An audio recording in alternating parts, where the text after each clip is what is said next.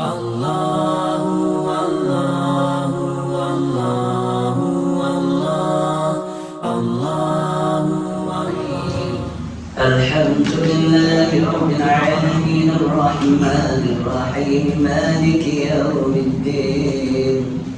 Iyyaka na'budu wa iyyaka nasta'in. Ihdinas siratal mustaqim siratal ladzina an'amta 'alaihim غير المغضوب عليهم ولا الضالين.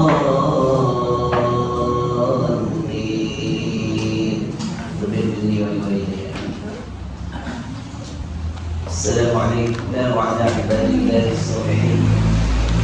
Surah 5 kita rumi ya. Kita jari okey. Kita rumi. Oh dah mulai lama.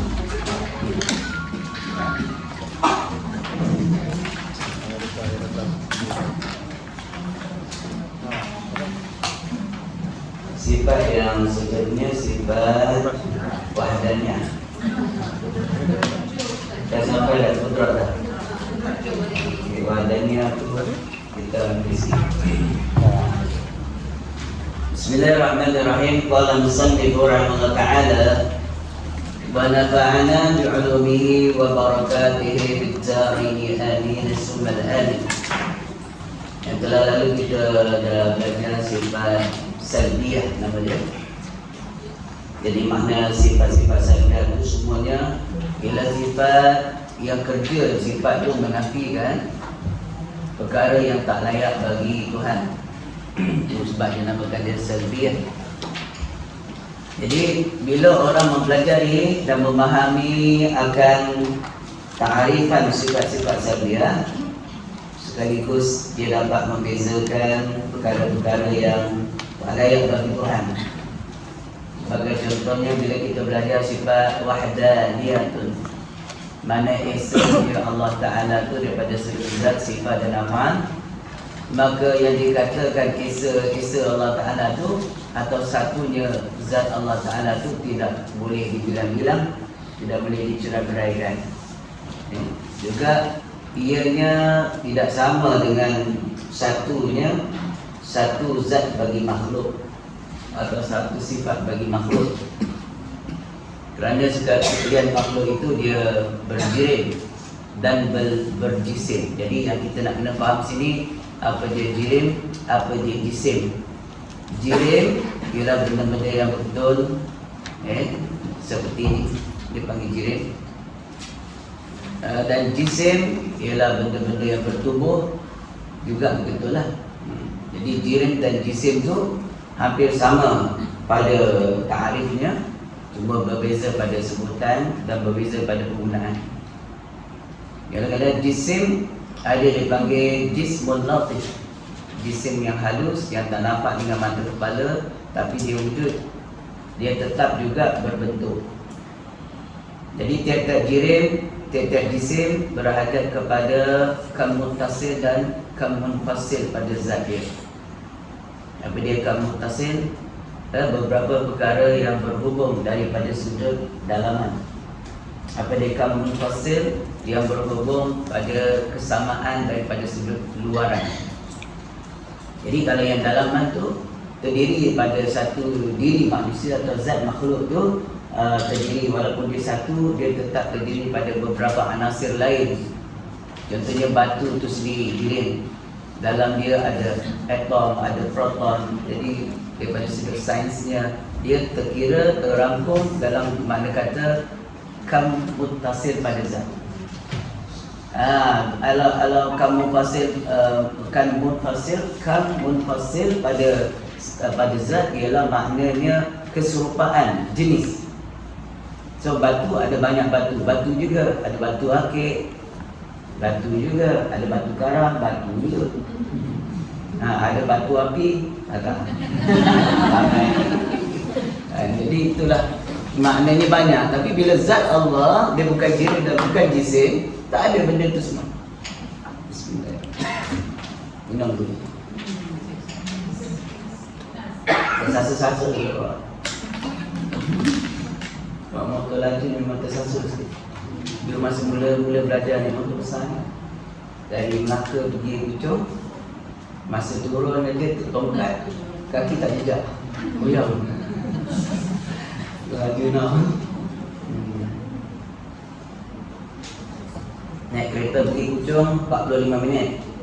Kalau bawa laju lah kereta. Kalau naik motor saya 25 minit. Jadi bila turun kaki goyang, macam jejak tak jejak. Tapi dah lama biasalah.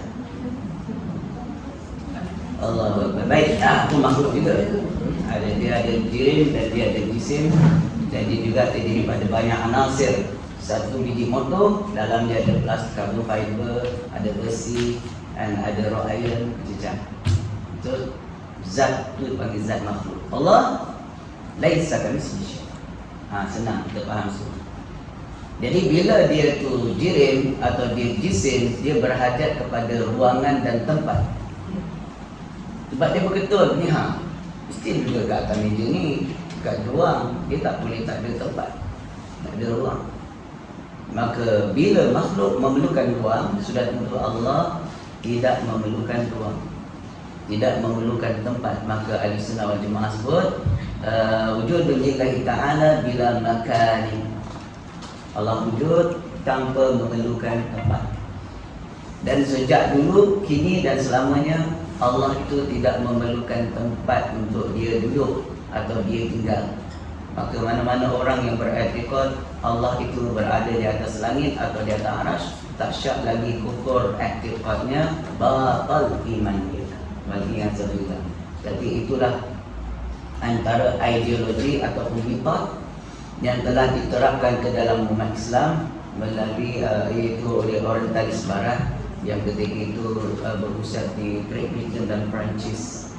Jadi apa yang berlaku, umat Islam telah bahas selama ini tak habis-habis. Kenapa? Dia mengugangkan pahaman masing-masing.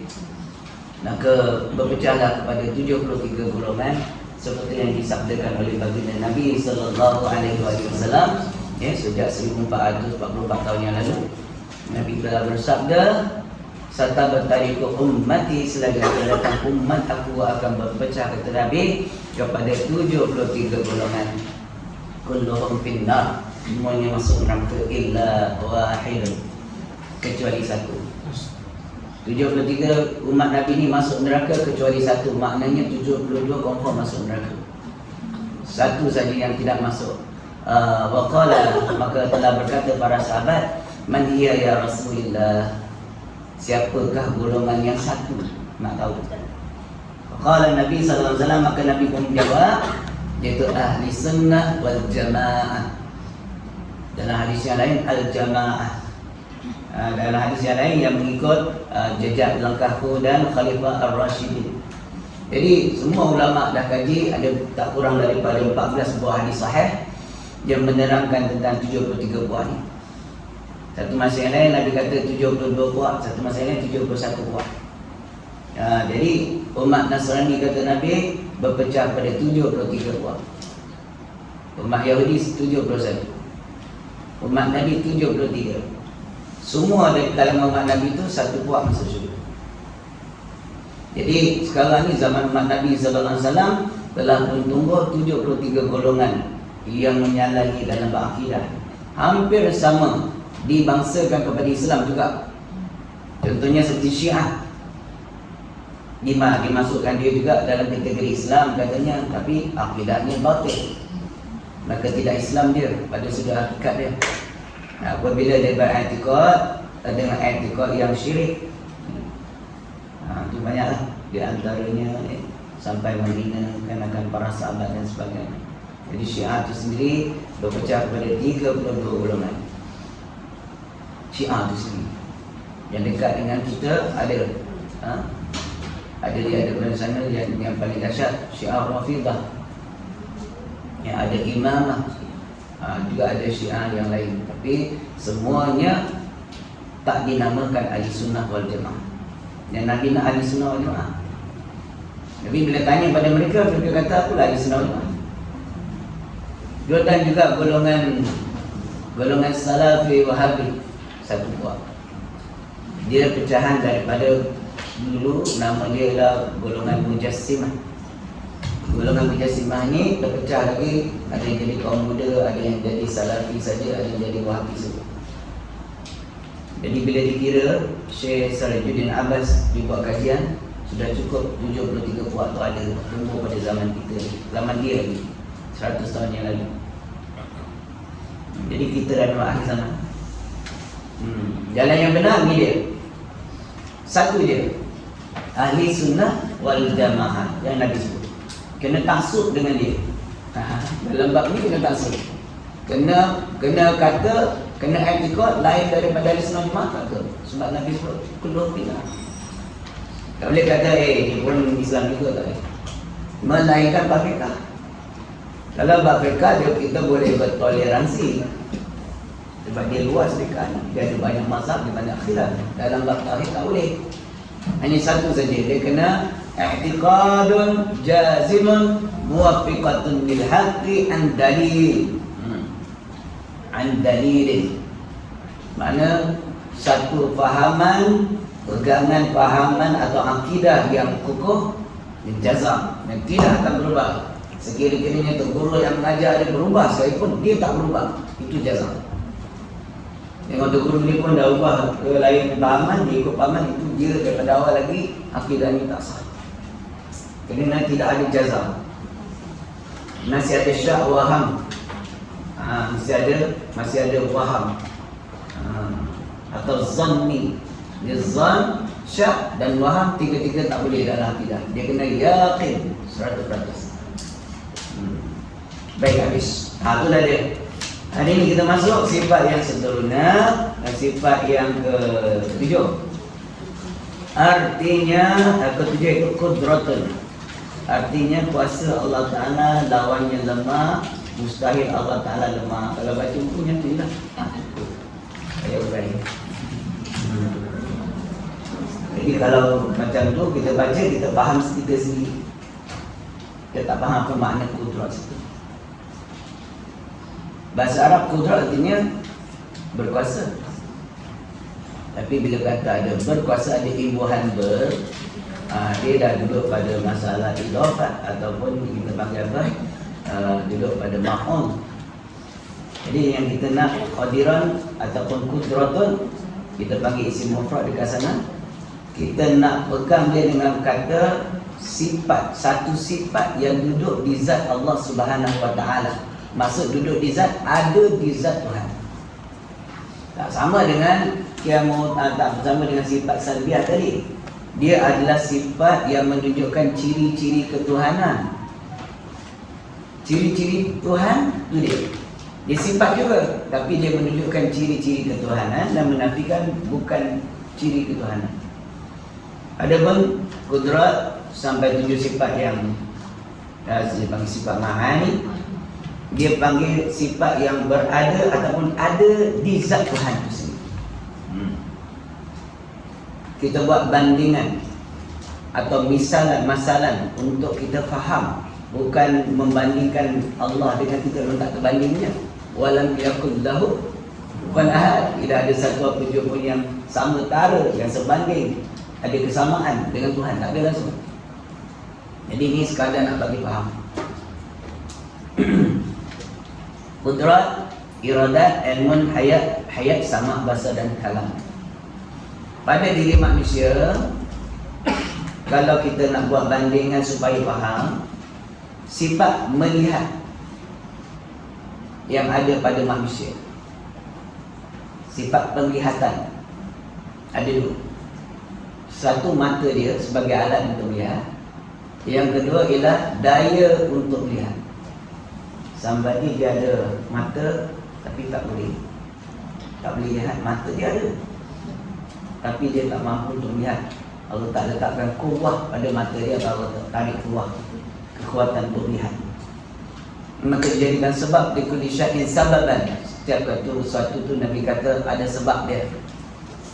Bahasa dia kena katarak. Buta mata dia fahamnya. Sebab dia sebenarnya Allah tak bagi lihat dah. Baik, yang kita nak faham sifat melihat tu, mata ada tak pada diri manusia? Ada. Dan kemampuan untuk melihat itu ada juga pada diri manusia. Akhirnya boleh melihat dengan sebab kemampuan itu. Daya melihat, daya penglihatan. Itulah kita nak buat bandingan besar yang kata sifat itu ada di zat. Jadi sifat melihat tu ada tak pada diri manusia? Adalah mata dia, nampak tak? Wujud tak? Wujud. Itu sifat bagi makhluk. Bila kata dia sifat kudrat, iradat, ilmun, hayat, al-sama', basar Allah Ta'ala, sifat melihat Allah Ta'ala tu ada di zat Allah. Mana ada di zat Allah, tapi tidak berupa, tidak berbentuk, laisa kamitslihi syai'. Tak sama dengan makhluk punya cara nak melihat, menggunakan alat. Allah melihat tidak menggunakan alat, tapi sifat itu ada, cuma kita tak tahu. Hakikat sifat zat, hakikat sifat itu, iaitu sifat kudrat, sifat iradat, ilmun, hayat, sama' basar, kalam ni kita tak tahu kaifah, bagaimana. Bagaimana kita tak tahu bagaimana zat Allah tu, begitu juga kita tak tahu sifat Allah tu, hakikat sifat Allah. Yang wajib kita iktirafkan kewujudan sifat itu. Jangan tasawur, jangan menggambarkan yang Tuhan tu besar, mata dia besar. Jangan. Itu syirik. Maksudnya kita cuma wajib beriktikad dan memahami bahawasanya Allah ada di zat Allah sifat ini. Sifat mana? Kudrat. Sifat mana? Iradat. Mana? Ilmun. Mana? Hayat. Basar. Kalam. Itu saja. Anda cakap ini. Cakap antum tafham ma qultu alaik, tafhamu ma qultu alaik. Kamu semua faham tak apa yang aku cakap? Do you understand what I'm talking about? Ajar untuk kami pandai kaunti. Tengok aja dah kayak ni dah belajar. Sebenarnya saya belajar juga Inggeris tu masa di Mahad Tafiz. Dia ada Tafiz Academy. Jadi itu salah satu subjek, ada 21 subjek. Baik, habis. Setakat ni nak tanya tak? Sebab benda ni sulit saya nak. Nak benda ni faham semua. Orang kata orang kena faham semua dia. Faham semua dia. Bahasa dalam. Dulu ada orang kata ke? Ada orang kata ke? Kita orang kata. Okey, apa? Ada soalan? Setakat ni. Ya, maka dengan sebab itu daripada kudrat sampai kepada kalam dinamakan dia sifat wujudiyah. Selain nama dia ma'ani, dia juga adalah wujudi. Apa makna wujudi? Yang wujud, yang ada, yang kita boleh lihat jika sekiranya Allah bukakan hijab. Kita boleh lihat zat Allah sebab zat Allah itu maha wujud. Kita boleh lihat tunjukkan di sini. Kan seperti yang disabdakan Nabi, satarawna rabbakum kama tarawna kal-qamar fi lailatul badr. Atau kama qala, kata Nabi selagi akan datang. Mana kita tahu ni akan datang, bukan sekarang. Sebab dia kata satarawna, tara tu engkau melihat dekat dunia. Bila dia datang huruf sin tu dia panggil sin ditampis. Dia nak cerita benda yang lagi akan datang. Sebab tu dia pasal makna selagi akan datang. Dia tak cakap akan datang nanti kamu, tak. Jadi selagi akan datang tu membawa maksud baik. Lepas kita meninggal, berlaku kiamat, masuk ke dalam syurga, maka di dalam syurga sebagai nikmat yang paling besar, yang azimah, yang akbar, iaitulah melihat akan Allah Subhanahu wa ta'ala, melihat zat Allah. Dan selagi akan datang, kamu akan dapat lihat. Tuhanmu, seperti mana kamu dapat melihat bulan di malam Badariyah ataupun malam purnama. Iaitu nisbah ada kata banding nak bagi tahu kita ialah sangat jelasnya tanpa ada lindungan awan. Bukan Allah macam bulan. Ada orang kata Nabi SAW Mi'raj sampai ke Sidratul Muntaha, terus sampai ke Mustawa Arash, dalam Arash masuk ke dalam kubah putih. Maka di sana Nabi menghadap Allah keadaan dapat melihat Allah Subhanahu wa Ta'ala. Jadi orang golongan yang sesat kata tak syak lagi Tuhan tu ada dekat atas Arash, dan ia tanda dalilnya bila Nabi dapat berjumpa Allah kat sana. Jadi bertempat. Kita nak tanya, kalaulah Allah Ta'ala tu bertempat di dalam kubah uban yang putih, maknanya Arash tu lebih besar daripada Allah lah. Jangan tahu Allah dia maha berkuasa, boleh besar boleh kecil, dah sama macam makhluk. Dia besar dia kecil, dia belum kecil kan, belum dia besar dia kecil dia besar, mustahil. Kita bagi dalil akal. Kita melihat bulan. Bulan tu dekat dalam dunia kita ke dekat cakrawala? Aku melihat bulan. Kita lihat bulan, tapi bulan tu bukan dekat dalam dunia ni. Tak cukup dunia ni nak tabung dia, lapisan ozon dia. Jadi alam lepas sana kita panggil apa? Kita panggil dia cakrawala lah. Termasuk dalam kita punya jadi kat sana ekosistem yang kita punya tu dia, tapi kita dapat lihat dia. Padahal dia makhluk, dia tak duduk dalam dunia kita. Jadi Allah Ta'ala, Nabi SAW melihat bukan di depan dia. Memang mata, memang function dia, fungsi dia melihat ke hadapan, belakang tak nampak. Tapi Nabi Muhammad SAW pada satu ketika dengan dia solat, lepas solat dia tegur akan para sahabat yang sembahyang safnya jarang-jarang. Nabi suruh rapatkan bahu, maka Nabi berkata, aku dapat melihat kamu di belakang aku seperti mana aku melihat di depan. Itu mukjizat dia.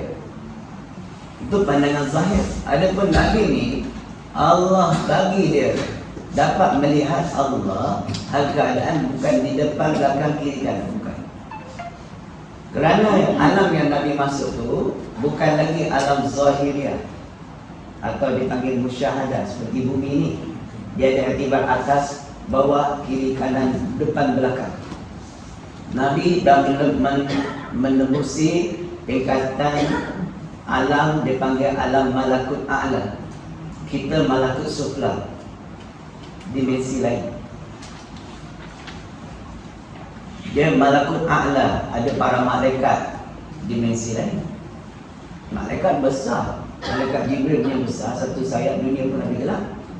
Ada 600 sayap, 300 kanan, 300 kiri. Ada yang kata 400 kanan, 400 kiri.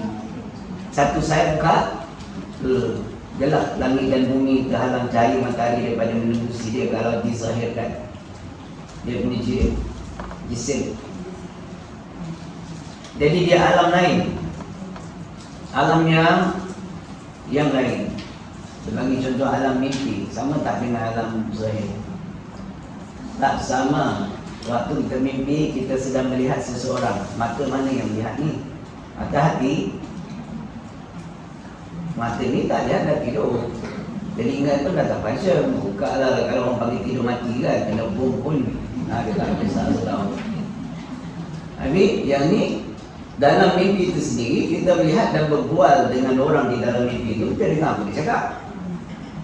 Siapa mengajar lagi, ada orang belajar dengan jin dalam mimpi kan? Jadi itu satu alam yang lain yang akal tak boleh sampai kaji, boleh terbang pula kan? Dia different. Itu kita panggil alamul misal, alam contoh. Termasuk alamul misal tu alam jin masuk. Alam malakut a'la Jin, setan tak boleh lepas. Dia sampai langit pertama dia nak tembak. Jadi alam malakut a'la di situ alam yang lain. Maka di sana adanya malaikat yang sujud saja tak bangun-bangun. Tinggalan Nabi beri salam, baru dia bangun jawab salam dan sujud lagi sampai dia. Lain. Maka Nabi kisahkan bagaimana cantiknya Sidratul Muntaha. Sidratul Muntaha pokok. Tapi Nabi kata dia mengeluarkan cahaya yang bergelapan. Batangnya daripada yang bermata, yakut, zamrud. Different alam sama. Macam alam fantasi lah, benda lain. Jadi malam bagaimana alam dia? Wallahu alam. Telinga gajah tu macam daun-daun pokok sidra. Kita panggil pokok ni. Pokok apa ni? Pokok ubat tu. Bidara. Pohon bidara tu, tapi dia besar. Itu dia. Jadi bila Nabi kata, dia sangat indah, aku melintasi dia dan melalui dia besar. Akarnya sampai ke mencecah langit yang ketujuh. Jadi Sidratul Muntaha tu, Ustaz kata RNA. Nama Al-Muntaha tu bahasa Arab maknanya perhentian ataupun penghabisan. Penghabisan apa? Penghabisan batasan alam malakut sufla dengan a'la. Dia masuk satu alam lain lagi, dia panggil alam barzakh. Sidratul Muntaha tu lepas dia alam barzakh, tempat simpanan roh di alien dan sijin. Jadi kat sana juga alam barzakh tu ada Al-Kursi, makhluk Allah yang sangat besar, yang lebih besar daripada dunia dan isi 7 kali bumi dan 7 langit ini, dia lebih besar. Ini Al-Kursi. Dan tempat Al-Kursi itu barulah Arash Al-Azim. Jadi mana kata melihatnya Allah tak sama dengan melihatnya makhluk Allah. Dia melihat yang nyata, yang jelas, tapi tak boleh digambarkan, tak boleh diterangkan, tak boleh dihuraikan kepada manusia. Kenapa? Kerana dalam akal manusia langsung tidak ada satu pengetahuan tentang zat Tuhan dan sifat Tuhan. Hakikat zat dan sifat tak ada. Tak faham gitu.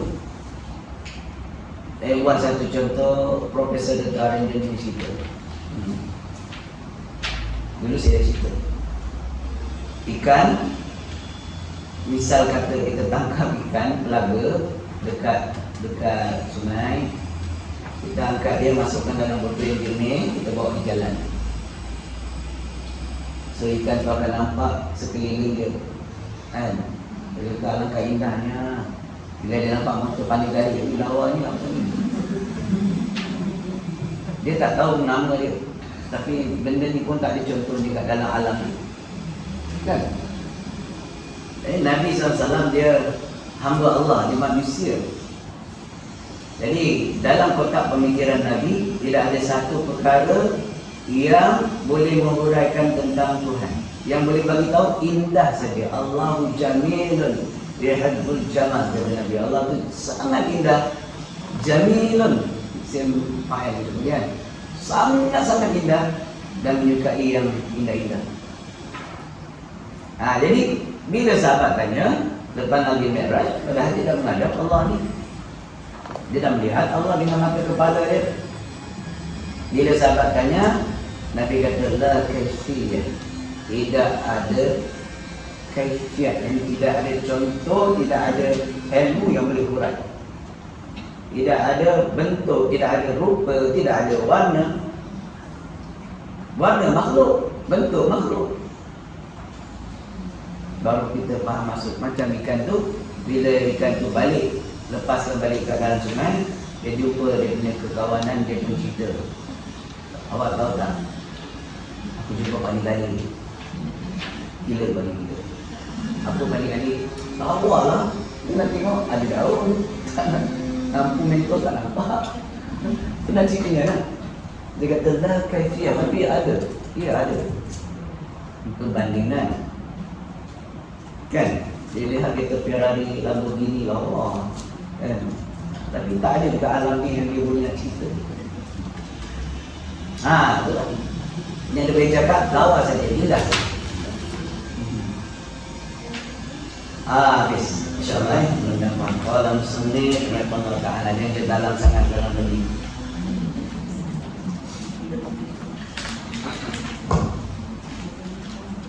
Jadi kudrat maknanya berkuasa Allah Ta'ala dan ianya adalah sifat yang ada di zat Allah. Jadi kerja sifat kudrat ini hanya tertakluk pada perkara yang mungkinan. Itu poin penting. Kena tobit orang kata. Kerja sifat kudrat hanya bertakluk kepada perkara yang mungkin atau mungkinan. Apa makna mungkin? Yang harus wujud saja. Baik, apa dia mungkinan? Allah Akbar. Mungkinan apa dia? Mungkinan bahasa Arab maknanya harus. Orang ilmu bagi mungkin. Tidak mungkin. Mungkin. Tapi dia pasal dia ada letak penafian. La, tidak tu dipanggil la nafiyatul jins. Kalau dia tak letak la tu, dia kata mungkin saja, mana boleh jadi ni, boleh jadi ni. Mana mungkin. Jadi bila kata mungkin, benda yang harus wujudnya. Siapakah benda yang harus wujud tu? Makhlukat. Makhluk. Siapa dia makhluk? Tiap-tiap benda yang daripada tiada kepada ada, iaitu dijadikan. Benda yang kena jadi dinamakan makhluk. Dan setara juga dengan dia dipanggil alam. Kenapa dia alam? Ma siwallah. Perkara benda selain daripada Allah. Siapa makhluk lah yang lain daripada Allah? Allah dia diri dia sendiri. Lain daripada Allah juga makhluk. Alam. Dan juga setara dengan dia panggil apa lagi satu?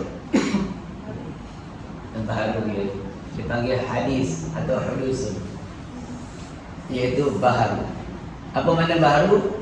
Benda yang mengalami perubahan demi perubahan demi perubahan. Dulu tak ada, diadakan, kemudian mati pula, tak ada balik, ada balik. Ataupun dulu dia handsome, sekarang lagi handsome. Dulu gigi dia lawa, ada patah 3 batang. Dulu tak sakit, yang sakit makhluk. Itulah dipanggil baharu. Dulu lawa, dulu dia tak updated, sekarang dah updated. Itulah dia. Kita juga sebut lain benda yang sama. Hakullah. Benda sama. Jadi inilah dia. Takrifan kita. Jadi dia sifat kudrat Allah ni pada menjadikan sekalian yang tadi saya sebut tadi. Jadi dia tidak tertakluk kepada perkara yang wajib ada dan perkara yang mustahil ada. Siapa dia pun? Apa dia?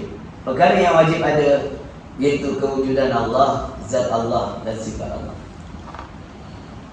Jadi ini tidak tertakluk pada kerja sifat kudrat Tuhan. Dan dia tidak tertakluk, sifat kudrat Allah tadi itu tidak tertakluk, tidak berhubung dalam urusan perkara yang mustahil adanya. Apa perkara yang mustahil ada? Wujud Tuhan yang lain selain daripada Allah itu mustahil ada. Dia panggil syarikul bari, tak mungkin ada. Dan apa perkara yang mustahil ada? Bolehkah dunia yang segini besar dimasukkan dalam lubang jarum yang begitu sempit tanpa dibesarkan jarum itu, tanpa dikecilkan bumi itu? Memang tak boleh lah. Dia kata tu goli nak taruh dalam jarum yang kecil, tak boleh.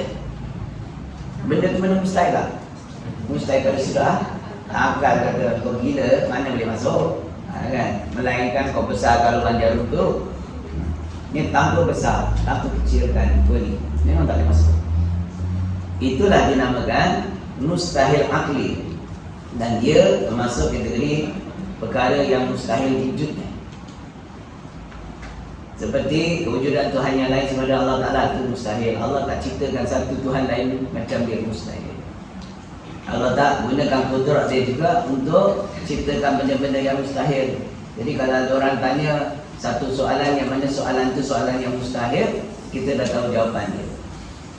Contoh kan dulu saya cakap, bolehkah Tuhan menciptakan benda yang sangat berat sampai di sini tak boleh angkat? Kalau daripada sudut akal kita bermain dengan akal, kita cakap, Allah Maha Pencipta tak boleh saja. Tapi bila dia ciptakan benda yang sangat berat, dia tak boleh angkat pula, menafikan kudrat dia. Tak boleh cipta pun menafikan kudrat dia. Jadi kita jawab pada persoalan macam ni, kita kata itu soalan yang salah.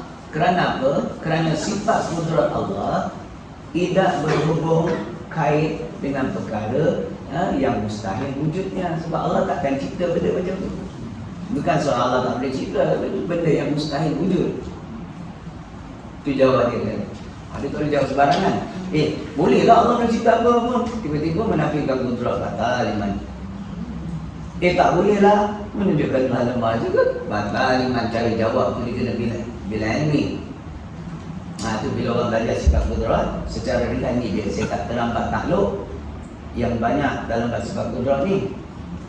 Dia sekurang-kurangnya terbagi pada 3. Takluk, dia panggil takluk suluhil qadim. Yang kedua, takluk tanjizil hadis. Yang tiga, takluk qabdah. Apa benda ni? Nak diuraikan panjang-panjang, ada yang tak boleh nanti pun. Jadi saya dah urai dah secara ringkas. Benda yang belum lagi diwujudkan Allah di dalam takluk kudrat Allah, asalkan benda itu benda yang harus wujud. Sebelum Allah ciptakan roh lagi, azali lagi, belum ada sesiapa. Allah telah pun, Allah Subhanahu Wa Taala di dalam ilmu dia telah ada aturan apa yang dia nak ciptakan. Jadi semuanya itu di dalam takluk kudrat dan juga iradah dan juga ilmu Allah Subhanahu Wa Taala. Baik, orang tanya pula, kenapa ada sifat mukhalafatul ta'ala lil hawadis? Tiada persamaan Allah dengan segala yang baharu, sedangkan baharu belum diciptakan. Sebelum baharu diciptakan, ini makhluk belum ada, langit, bumi, syurga, neraka, yang ada semua Allah dia. Sifat mukhalafah Allah ni ada ke tak? Kalau ada, apa faedah dia? Dia bersalahan dengan apa? Baharu belum ada. Kita memang wajib etikot ada. Kalau kita kata belum ada lagi, makhluk belum dicipta, kan? Bila dah cipta baru ada, maknanya sifat tu baru. Dia ada permulaan wujud. Sedangkan sifat Allah ni dia dengan Allah Ta'ala azali, qadim lagi azali, tiada permulaan wujud. Apa boleh jawab bagi dia?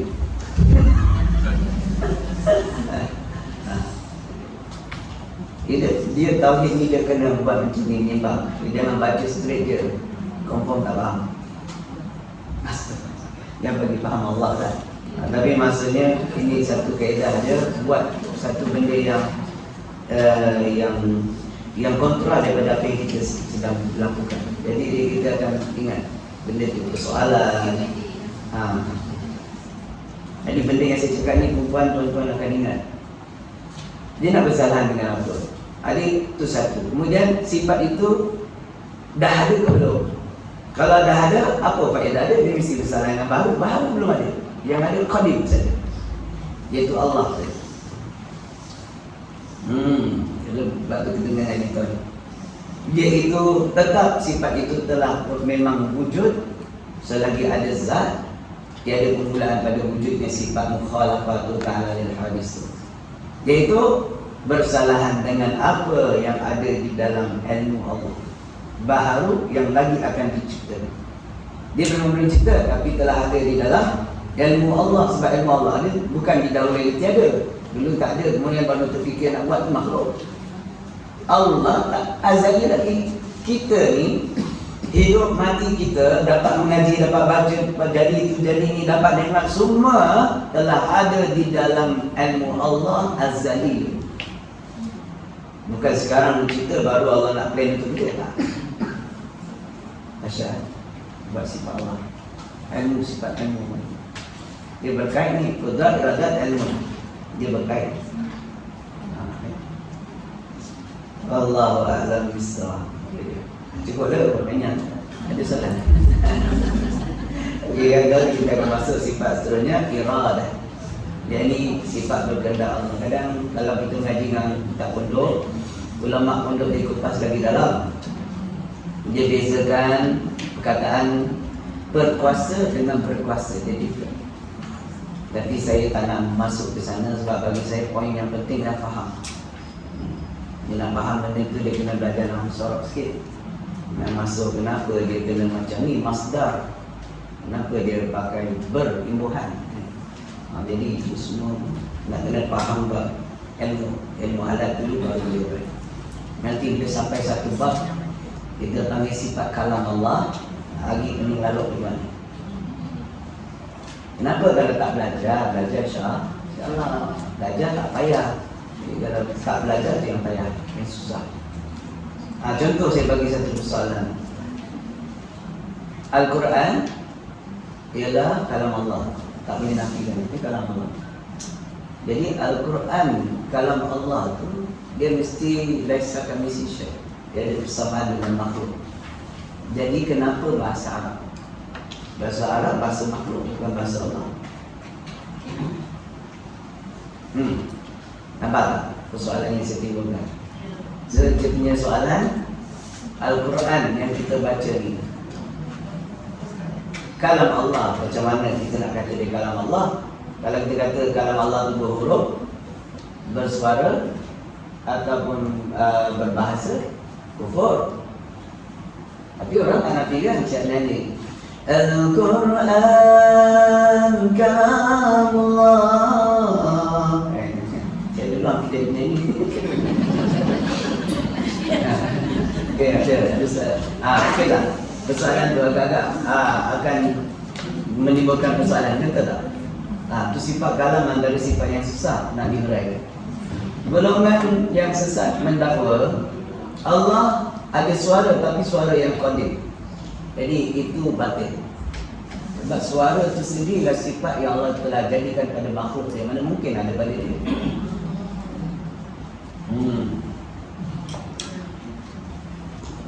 Belum sampai buat dia kan? Fikir dulu. Allah Allah ada sana.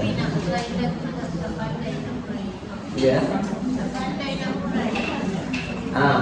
Yang boleh nak terangkan kalau salah habis betul kalau kenapa dia dalam bahasa kita berada kan yang pertamanya dia adalah qadim, separuh daripada dia kalau itu kan qadim, lepas tu makna qadim?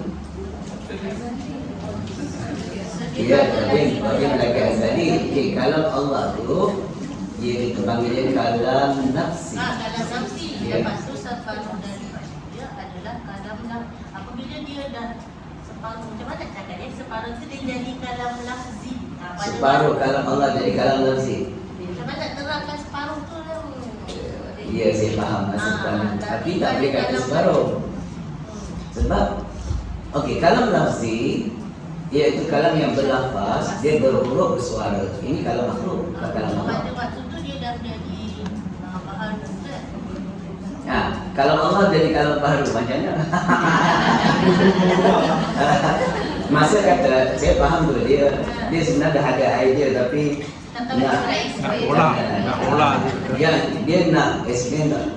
Dia perlukan ilmu. Kalam Allah dia kalam nafsi. Kalam nafsi kalam yang tersendiri, yang tiada huruf, tiada suara, tiada bahasa.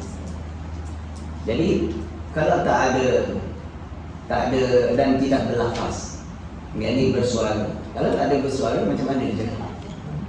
Kan? Kita makhluk nak dengar mesti ada suara.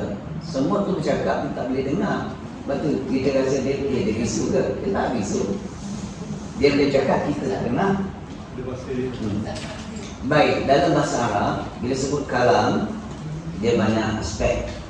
Di antaranya daripada sesuatu nama dia panggil al-kalamu wal lafzul murakkabul mufidu bil wada'i. Ataupun dalam matan yang tinggi sikit, kalamuna lafzul mufidun kastaqim. Kan? Itu dia ada seribu baik kenapa. Jadi maknanya bahasa Arab bila sebut kalam, dia first itu syarat mesti kena ada bil lafzi. Lafzul. Kalamna lafzul mesti dilapaskan. Itu kalamuna, kalam kami, kalam kita makhluk. Kalam Allah, dia laisa kamitslihi syai'. Bila laisa kamitslihi, dia tak berlafaz. Maknanya tak berlafaz, tak bersuara. Dinamakan kalam juga. Baik, dalam bahasa Arab dipanggil kalamul isyarah. Papan tanda. Kita pandang papan tanda, tandas. Anak pandang. Kita macam dia cakap kita tanda kat sana lah. Kita cuma faham tanpa ada suara. Itu makhluk lagi. Dan kalam nafsani di dalam hati kita bermain kata-kata. Oh, stamina ni so. Contoh kan. Contoh. Jadi kalam tak ada suara tu. Sama juga kalam yang bercakap dalam mimpi kita. Dia bercakap, kita dengar tapi bukan suara. Tapi kita dengar. Telinga manis ni. Kan? Itu makhluk, tak sama dengan Allah. Jadi kalam Allah ni dia tersendiri, yang kita tahu dia qadim azali dan tak sama dengan makhluk. Yang kita wajib ikut Allah tu berkata-kata. Tapi berkata-kata Allah tu bukan berlafaz, bukan bersuara. Dia sebelum urang tu tapi bab dia panjang. Saya lagi si urang 3 hari malam habis. Jadi memadai kita yang ikut tak sama dengan makhluk sudah. Dia tak berlafaz lah. Yang berlafaz Al-Quran tadi, Al-Quran di sisi kita. Kenapa dia berlafaz? Kena datang juga, kena datang lagi. Betul kan? Salah ni, boleh.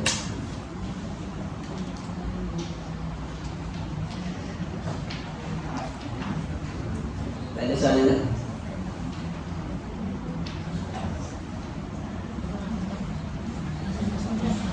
Bila sebut bab putra, dia akan masuk bab takdir. Saya nak bicara bab takdir ni, takdir ni masa setengah jam, 3 minit lebih. InsyaAllah lah, ada rezeki kita minggu depan saya cerita bab takdir. Takdir ni, apa yang dinamakan mubram, apa yang dinamakan mu'alah. Dan apa maksud takdir di sisi Allah tadi. Jika dia masuk, kita nak masuk bab iradah kan? Dia akan masuk bab ketentuan Allah terhadap hamba. Ketentuan itu sudah tentu dengan ketentuan Allah Ta'ala ini tidak akan berubah-ubah. Yang berubah makhluk. Makhluk ada keinginan, dia akan berubah. Tapi Allah tak panggil keinginan, sebab Allah dia tak ada nafsu. Dia ada nafsu makhluk. Jadi Allah berkehendak menjadikan sesuatu. Jadi berkehendak Allah Ta'ala menjadikan sesuatu itu, dan dia mentakdirkan kepada sesuatu itu setiap hamba dia dengan takdir dia sendiri. Jadi takdir itu tidak berubah-ubah. Tapi Amir Fikis kata keagungan doa, keikhlasan doa merubah takdir. Salah kan dia? Tak ada orang itu. Dia kata salah, tak ada orang itu. Keagungan apa dia? Wallah, saya nyanyi susah, tapi kalau ada lirik, jawab dulu. Tak ada lirik, tak boleh baca. Ada salah. Ustaz tadi yang kata giring jisim, bila kedua lagi jawhar sama jawab diri. Yang dua menentukan itu. Jawhar bahasa Arab. Jawhar fardi, satu benda yang sangat halus yang tidak boleh menerima belah bagi. Contoh satu titik ataupun anak kuman ataupun apa yang berterbangan di sekitar kita tu, kita panggil apa? Zafar. Jadi perumpamaan mana pakai mikroskop nampak, teleskop nampak, mikroskop nampak.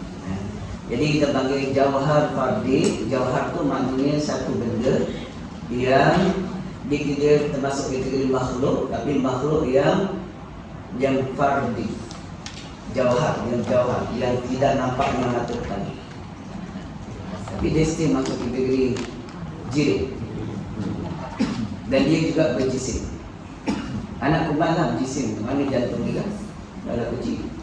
Dia boleh gerak kuman. Banyak tangan kita. Dalam diri kita dikenali sebagai transfer factor. Ya kan? Transfer factor tu kerja dia memberi ingat kepada sistem imunisasi dalam badan kita. Cakap macam doktor ni, doktor malah ni.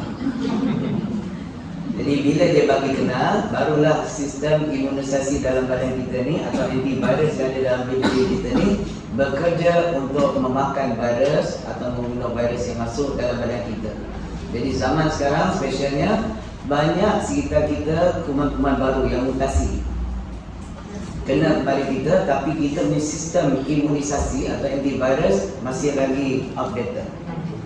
Ibarat antivirus dalam komputer tahun 2020 punya nak lawan cacing virus tahun 2022 banyak terlepas sebab dia tak kenal. Dia ingat dia punya kawan. Jadi dia ada tapi tak function. Itu yang berlaku pada diri kita bila usia kita 40 tahun. Sistem imunisasi kita telah bukan dia kurang, dia lemah tu dengan sebab dia tak kenal. Dia tak kenal virus yang masuk. Jadi nak bagi dia kenal, you need to take antivirus yang baru ataupun reinstallation. Kena masukkan transfer factor. Transfer factor tu ada pada telur ayam kampung sahaja. Iaitu sistem imunisasi ibu ayam kepada anak ayam. Kena ambil ayam zaman sekarang. Kalau zaman kuno dia tak boleh. Zaman moden punya ayam kampung, dia ada bekalkan anak dia dalam telur. So selalu bertengok, wanita dibuang. Itulah transfer factor dibuang. Itu bukan mata ayam lah. Itu transfer factor nanti anak ayam macam manusia melalui pusat ibu dia.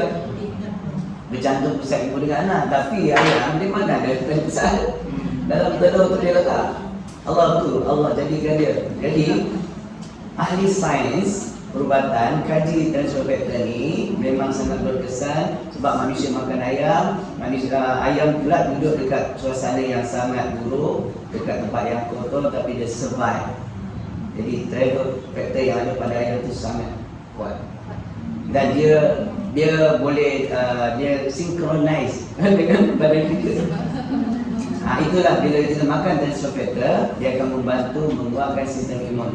Jadi kata pakar-pakar, kalau imun kita kuat, dia akan jaga badan kita akan kembali seperti orang muda. Jadi orang yang makan transfer factor, muka dia akan mula kemerah-merahan. Dia punya zat-zat yang mati, sel-sel yang mati hidup balik. Kadang-kadang dia tu dah menopause tapi keluar air balik. Itu nyata. Mak saya suka bagi dia transfer factor, dia mahal sikit.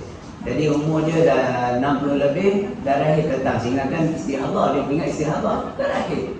Umur 60 lebih, dia dah menopause. Jadi ibu saya alhamdulillah hidup sama umur 70 tahun, alhamdulillah dia. Kan? Tapi ibu saya itu contoh. Sebab saya memang hari-hari suruh dia makan. Mak makan. Jadi badan dia sihat, dia berjalan, dia alhamdulillah. Tapi dah, yang umur manusia yang dekat langit kan. Tapi transfer factor baik. Saya bukan promote, saya bukan agent. Tapi saya memang regular makan. Dr. Mansur pakar bedah otak Sungai Petani yang ajar saya ini. Wallahualam. Please. Yes, boleh. Ada. Wallahualam. Sampai sini. Wabillahi taufiq wal hidayah. Assalamualaikum warahmatullahi wabarakatuh.